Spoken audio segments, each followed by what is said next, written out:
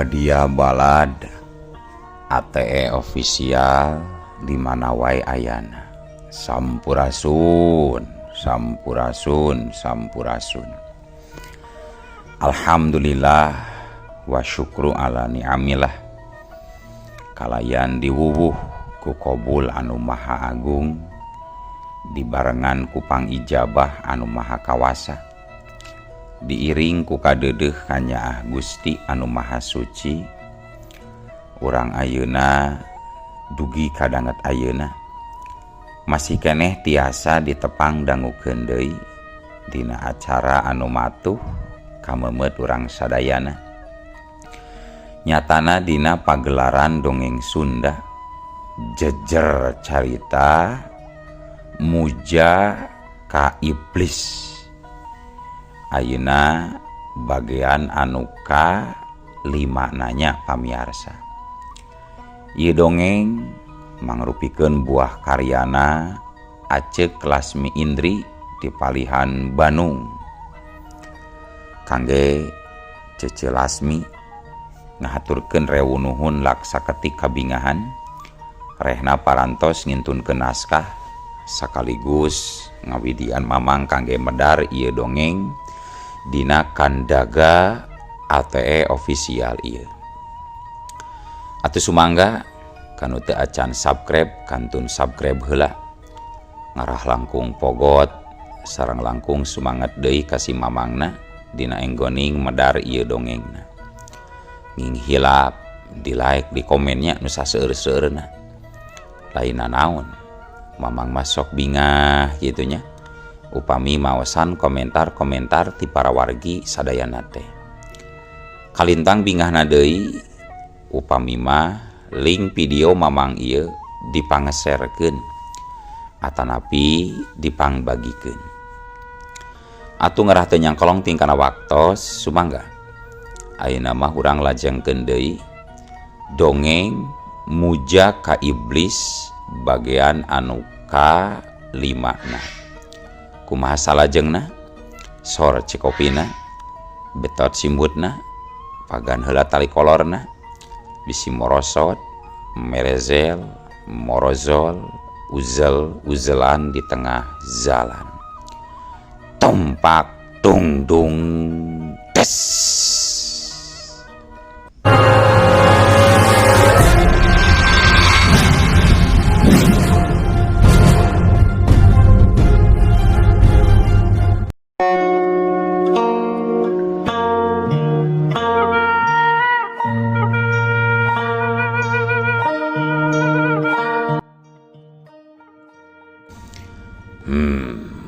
Terus ieu Jang Samsu nah leres ieu teh rerencangan ti tilu layon. Laras Pak. Terus kumaha eta waktu kajadianana bisa nepi ka tilu rerencangan Ujang palastra kitu? Nya kajantenana teh abdi tiluan diudag-udag ku jirim anu pikasiunan pisan Pak. Si Samson nginget-nginget deui kajadian tadi peuting. Oh, jadi hidup kabehan teh diuudag dibeberi ku saurang jalma. Kumaha kira-kirana ciri-cirina bisa dijelaskeun teu Jang? Aduh, sesi Pak. Kumargi kajadianana teh wengi jadi kirang jelas Pak. Nya ciri saliwatna we kumaha ciri saliwatna anu katingal ku Jang Samsu? Nya pami dina rupa mah jiga manglam sijan mung ari dedegan jiga Rai Ade Pak. Rai Ade? Ade Rai meureun Jang? Ih, Ade Rai mah agung teuing atuh Pak. Ieu mah aya Rai Ade tetangge abdi tukang tahu. Tah kitu pisan dedeganana teh Pak, teu dipikeun sasieun sabeunyeun Pak, persis jiga Rai Ade.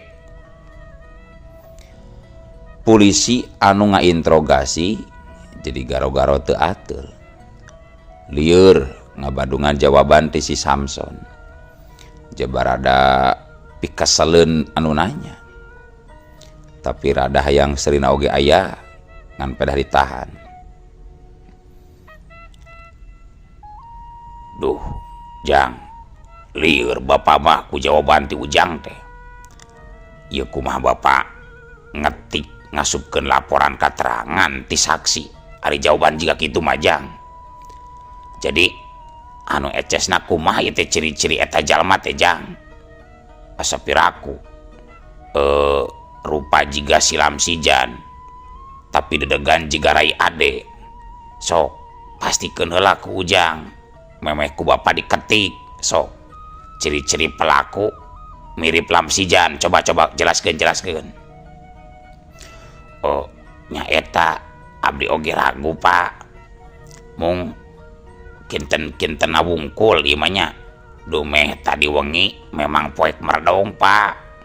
Henteu cang. Jawab si Samson seeutik pabaliut. Aduh. Jadi teu puguh kieu ieu teh. Geus lah ayeuna ganti pertanyaan ayeuna mah nya. Soal ciri anu ngalakukeun eta aniaya. Oh, soal ciri pelaku engke deui. Ayeuna bapak rek ngasupkeun data-data pribadi Ujang heula salaku saksi kangge berita acara. Sok Ujang nami Samson, ari dumuk di mana Jang? Abdi dumuknya di bumi atuh Pak, mahnya di kolong jembatan, galin gembel Pak. Nya di imah, piraku na sayang manuk. Maksud bapak teh Ujang imah di mana? Oh, abdi mah urang Cibangkiung Pak.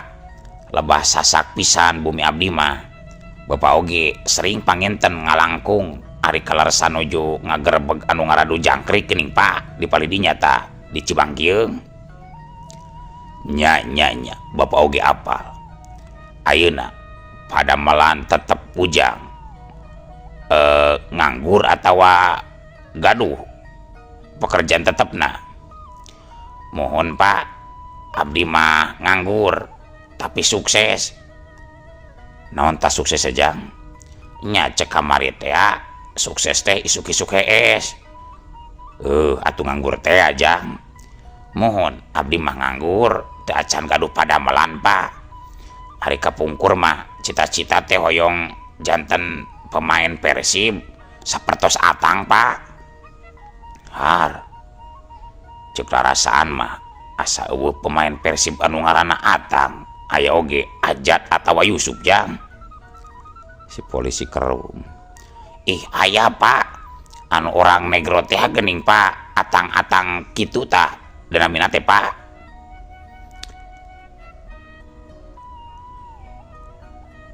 Olinga Atanga meureun Jang maksud Ujang teh. Bener teu? Olinga Atangana bener. Jauh polisi nu saurang deui. Tah leres eta Pak. Olinga Atangnana nya pami teu sapertos Pak Atang oge hoyong sapertos Suraji lah abi mah Pak. Abi mah bogoh pisan lah karena lumpatna Suraji deh Pak.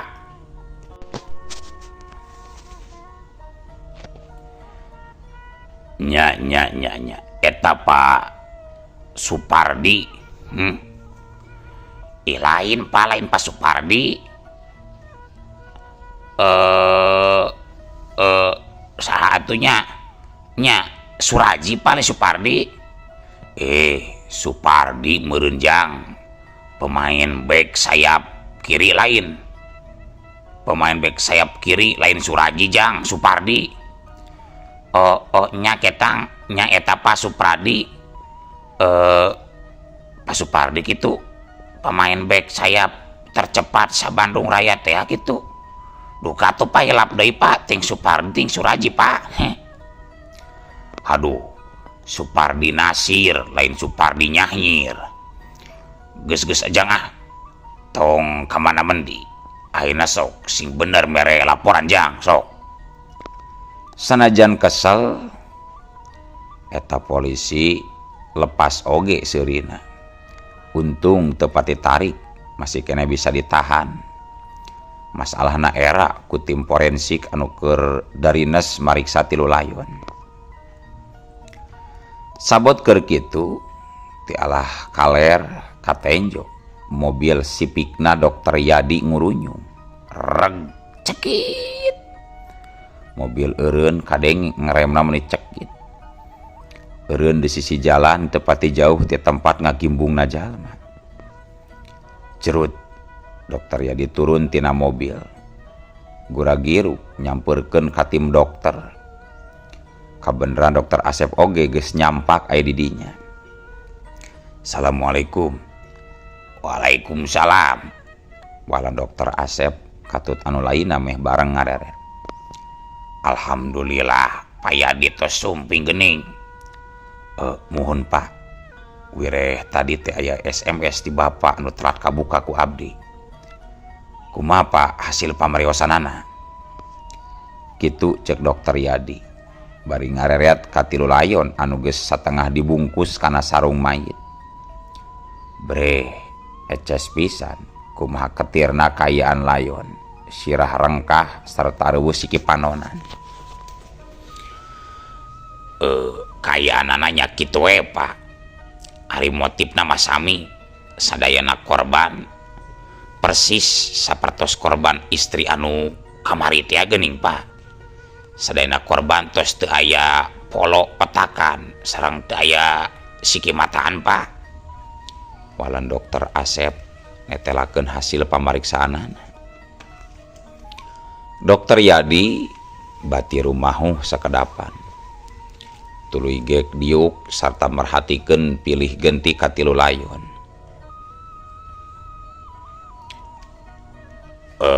Salaresna anu terlibat dina kajadian wengi teh 4 jalmi sadayana teh Pak. Anu tiluan mah janten korban, sedangkeun nu saurang deui mah salamet. Tuh anu saurang deui mah ayeuna nuju disuhunkeun kateranganna ku pihak nu berwajib Pak. Tembal dokter Asep nuduhkeun ka si Samson anu keur diseleksek kateranganna ku pihak polisi. Red dokter Yadi ngareret saluyu jeung anu dituduhkeun ku dokter Asep. Rada telek oge dokter Yadi mancerong ka si Samson. Gurat halis ngadak-ngadak ngariut kerung. Eta budak asa-asa apal jeung aneh. Gerentes dokter Yadi. Dokter Asep nyaho kanu keur diperhatikeun dokter Yadi. Harita nanya. Aya naon Pak? Jika aya anu keur diperhatikeun meni serius kitu Pak? Muhun Pak Asep. Abdi teh memang keur merhatoskeun eta budak. Abdi ngarasa aneh. Nah manehna bisa salametnya tina bahaya pati. Sedangkeun tilu baturna seorang oge teh nu salamet. Nya eta pugu abdi oge hemeng Pak. Nya mudah-mudahan we tina hasil ngorek katerangan sakedikna bakal kabuka inti jawabanana Pak. Tembal dokter Asep laju museurkeun perhatianna ka si Samson. Nya mudah-mudahan we titik terang tiasa kabuka. Mudah-mudahan identitas pelaku ieu tiasa dicerek sagancangna Pak. Amin amin amin Pak. Para wargi sadayana sarengsena urusan di Jalan Cisaat. Di jero mobil sabari nyetiran paraoman dokter Yadi katenjo beuki kusut. Ciga anu banget bingung ku pamasalahan ucan aya tungtung pangkalna. Aneh kejadian loba kajanggalanana. Dina info internet sejarah kelam Jalan Cisaat memang natrat tapi teu jelas saha pelakuna. Di zaman Walanda keneh nepi ka ayeuna keanehan Jalan Cisaat can kaguar. Aneh. Gerentesna dokter Yadi bari ngabelokeun setir mobil kabeh kenca. Dokter Yadi jiga lain nuju ka tempat gawena tapi jiga rek nuju ke arah sejen. Harita gas ditincak rada jero, atuh mobil ngabelenyeng ngatius beuki tarik bangun rusuhan diburu waktu. Loyog jeung gambaran kumaha beki kaweurna roman Dokter Yadi.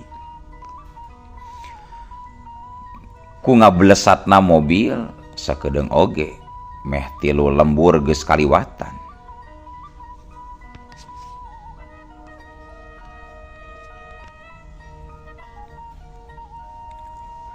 Malahan kiwari mobil ngadius di wewengkon perkebunan.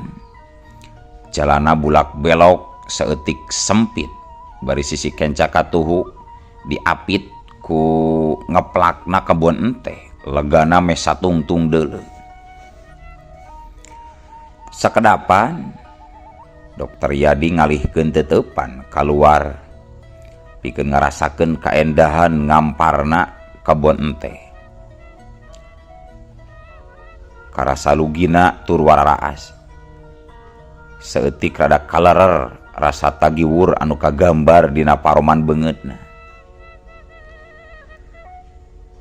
Keur makitu katurug-turug hawa karasa seger tur nyecep adem. 3 kali tarikan napas panjang sanggup nyinglarkeun guligahna hate. Meh-mehan poho kana masalah anu kiwari kerisang hareupanana. Anteng terus anteng nyetir mobil bari ngalenyepan kaendahan alam. Teu lila Dokter Yadi ngadak-ngadak uleng panonna gular giler tapi teu ngalieu. Hatena jol teu geunah jantungna dagdigdug tutunggulan. Nalurina teu bisa dipungkir, instingna teu bisa dibobodo. Lamun di jok tukang jiga aya jalema nu keur diu. Aneh. Nasaha. Rarasaan aya nu ngilu dina mobil aing. Iraha aya jalema nu diuk dina jok tukang. Gerentes hate Dokter Yadi can wakawani ngalieu. Atawa teu wani nempo kana sepion luhur oge. Eces tur jelas kumaha kadengena tarikan napas saurang jalema di satukangeun Dokter Yadi. Sora renghap napas satengah ngahegak berat jeung semu peurah.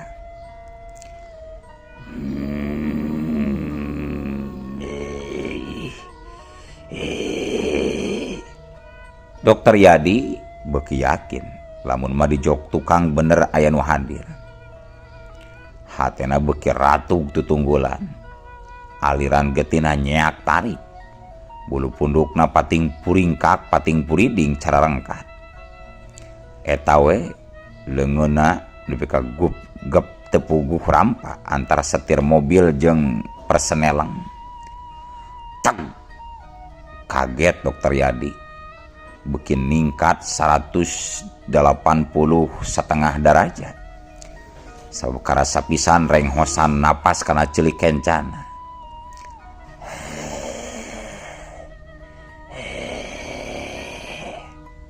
Renghosanna karasa tiis teu jiga renghosan jalema ilaharna.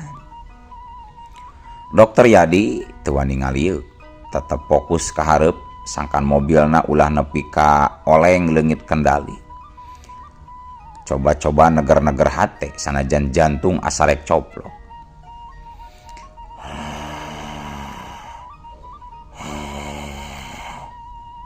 Tarikan napas beuki karasa nyecep kana puhu ceuli. Yakin eta lain renghosan napas manusia. Damun renghosan napas manusia mah pasti karasahaneun. Sanajan yakin di tukang aya kehadiran makhluk sejen, Dokter Yadi can wani ngalieu ka tukang. Can wani nenjo kana sepion, coba nenangkeun diri anggar kelah jantung dagdigdug ratug tutunggulan. Red Dokter Yadi ngareret kana tip mobil. Cetrek. Eta tip teh dihurungkeun. Maksud ngahurungkeun teh ngahurungkeun siaran radio.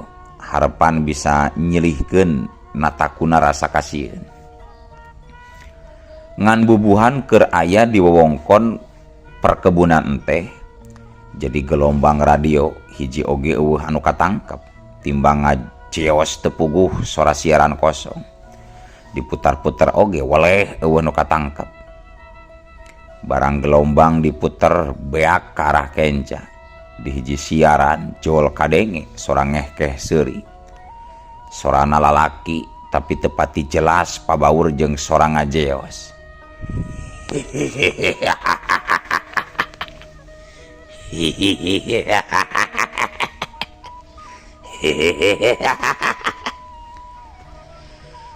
Disangkana sora seuri teh seuri si penyiar radio. Ngan beuki didengekeun seurina beuki aneh jeung rada muringkak bulu punduk karasana.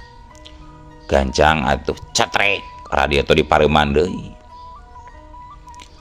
Sabaraha detik kadenge sora ngaharewos nompo pisan kana ceulik kenca Dokter Yadi. Sorana laun meh-mehan teu jelas. Dendam aing can pupus 13 wayana cekit seret. Dokter Yadi leungit kadali manehna ngajorowok bari rem ditincak satarikna. Rek teh kitu kumaha sabab nalika nyoba nempo kana kaca spion jelas pisan di satukangeunana aya jalma nompokeun beungeut pas gigireun celina pisan. Nu nambah kasoak nyaeta rupa eta jirim teh mirip black dirina persis teu dipiceun sasieun sabeunyereun mirip pisan. Teuing kumaha kajadian saterusna sabab sajam ti harita kasampak Dokter Yadi geus aya ngagoler naranjang di hiji kamar rawat. Ngagoler nang karak bengkang di barung ambekan laun tur lemah. Bisa dipastikan Dokter Yadi tuluy ilang kasadaran nalika kajadian waktu di perkebunan teh bieu. Heuleut sajam antukna Dokter Yadi ngulisi nyah beunta terus diuk pikeun ngumpulkeun pangacian. Terus mencetan tarang bari nginget-nginget deui kajadian samemehna. Masih kabayang sakilas beungeut ceples pisan dirina kapantul dina kaca spion tengah. Sabot kitu sup harita saurang lalaki rada kolot asup ka ruangan rawat pok nyarita ka Dokter Yadi. Geuning tos gugah Jang Yadi. Mireungeuh eta sora jeung asa-asa apal Dokter Yadi gancang ngareret. Geuning Pak Umar. Lah kumaha kajadianna ieu Pak? Abdi tos aya di dieu geuning Pak. Dokter Yadi rurat reret ka sisi kamar. Halisna kerung semu kaheranan. Mastikeun nah teu salah manehna jol aya di tempat anu memang dituju ti saanggalna. Nah bet nanya kitu Jang. Apanan teu lami ujang sumping ka dieu teh Jang? Tanya Pak Umar tuluy geek diuk hareupeun Dokter Yadi. Dokter Yadi teu waka nyarita. Manehna masih anteng rurat reret ka ditu ka dieu hayang mastikeun kanyataan anu katenjona. Da memang nya manehna memang geus aya di imah Pak Umar. Dokter Yadi ngalieuk bari pok tumanya. Ke Pak. Abdi asa hemang ieu teh. Sabab emutan abdi atawa kasadaran abdi teh kapegat nalika di jalan kebon teh. Tapi nah jugjug tos aya di dieu di jero kamar ieu Pak. Nah ujang hilap deui kitu. Apanan tadi ujang teh ngurunyung sumping ka dieu. Teras ngobrol sareng bapak. Dumeh ujang teh aya kapreogian cenah ka bapak. Sumpah Pak. Emutan abdi teh ilang waktu aya kajantenan di perkebunan teh. Di perkebunan teh aya hiji hal anu ngajantenkeun abdi ilang kasadaran. Kadituna males we, abdi teh emutan naon deui Pak. Ari Ujang, kumaha ieu teh? Sok-sok inget-inget deui, piraku poho Majang. Lang Dokter Yadi beki ulang kaheranan narima kejadian anu aneh anu teu sanggup ditarima ku akal sehatna. Otakna poekeun teu ngarti kana jalan caritana.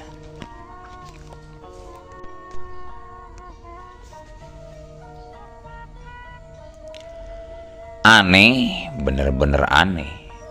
Yakin manehna kapiuhan di kabon teh.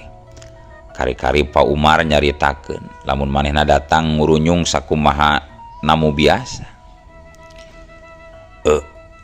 Teras kumaha Pak? Tanya Dokter Yadi. Ari Ujang kawas anu linglung, kawas anu geus pikun. Ujang teh laina tadi sumping ka dieu teh teras ngobrol. Ngudalkeun pamaksudan. Sanesna Ujang tadi teh ngabahas ngeunaan jalan Cisaat sanes Jang. Da teu salah anu diomongkeun ku Pak Umar teh. Manehna maksud datang ka dinya teh memang rek konsultasi masalah jalan Cisaat. Masalah jalan Cisaat anu sabaraha poe ieu ngahakan sabaraha korban jiwa. Sok emut-emut deui ku Ujang. Tadi pan urang teh ngabadamikeun ngeunaan Raja Pati di jalan Cisaat. Terus Ujang nyuhunkeun widi ka bapa hayang ngagoler heula alatan lalieur mastaka cenah Jang. Pindo Pak Umar. Jadi tanda tanya gede pikeun Dokter Yadi. Jalan carita tetep teu kaharti. Jelas pisan. Manehna kapiuhan nalika ditembongan beungeut mirip dirina. Tapi Pak Umar mereka terangan lain. Sebenarnya aya naon. Ieu hiji hal anu aneh. Kejadian anu sama sakali can kahontal ku akal teu kaudag ku pikir. Aduh, waleh poekeun Pak Umar. Emutan abdi justru kapegat nalika aya kajantenan aneh di kabon teh.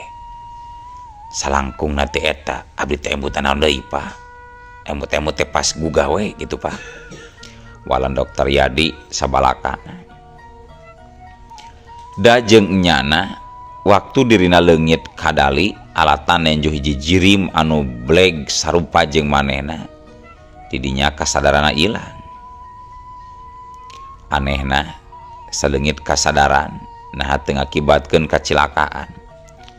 Biasana pan kitu tong boro leungit kasadaran dalah timbang ngalanggut saeutik ari ngaranna keur nyupiran mobil gede mah bahayana lumayan. Leuwih anehna deui cenah Dokter Yadi datang ka imah Pak Umar nyemah seperti biasa. Terus ngobrol ngaler ngidul anu akhirna ngabahas soal jalan Cisaat. Sabaraha menit ngobrol Dokter Yadi minta idin rek ngedeng heula sakedeung. Alasan sirahna karasa lieur. Menang sajam si dokter sare. Ngan pas sudang ditambah ku Pak Umar asup ka kamar. Kajadianna seperti nu dibahas samemehna.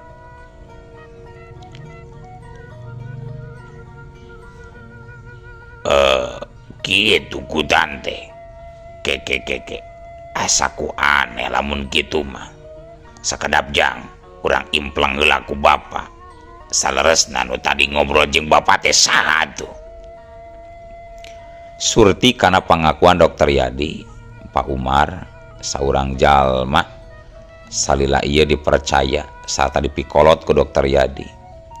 Harita meureumkeun panonna, ngimpleng ngaraga meneng musat pikir jeung jiwa, narawang nembus lalangse lelembut. Pak Umar dipikolot ku Dokter Yadi memang lain jalma biasa. Manehna boga kemampuan indigo atau terawangan secara alamiah. Lain menang ngulik atau menang nyupri. Estuning karunia Gusti anu dipaparinkeun ka saurang jalma. Dokter Yadi merhatikeun pinuh arep-arepan. Anteng merhatikeun Pak Umar. telila harita Pak Umar ngerenyitkeun halis tuluy unggut-unggutan. Poek jang, poek lalang sena eze katembus. Maksudna kumaha Pak? Ku sacara jelas mah Bapak teu sanggup nembus. Tapi Bapak boga keyakinan lamun nu tadi nyarita jeung Bapak teh lain diri hidup anu sanyatana, tapi jiwa lain. Abdi oge gaduh pamandangan kadinya Pak. Abdi yakin nu mawa abdi ka dieu teh taya lian ti makhluk anu nembongan tadi dina mobil. Makhluk? Nya makhluk, tapi kin we enjing dicarioskeun nya Pak. Kunaon gitu jang? Waktosna see Pak. Olo, waktosna kabujeng seep wadia balad ATE official. Keun atunya. Ieu dongeng teh urang cekapkeun we heula dugi ka dieu. Insyaallah enjing pageto baris dilajengkeun deui. Atuh ku kitu ku kieuna mamang sajamit mungkur amit mundur ti payuneun para wargi sadayana. Hayu Assalamualaikum warahmatullahi wabarakatuh.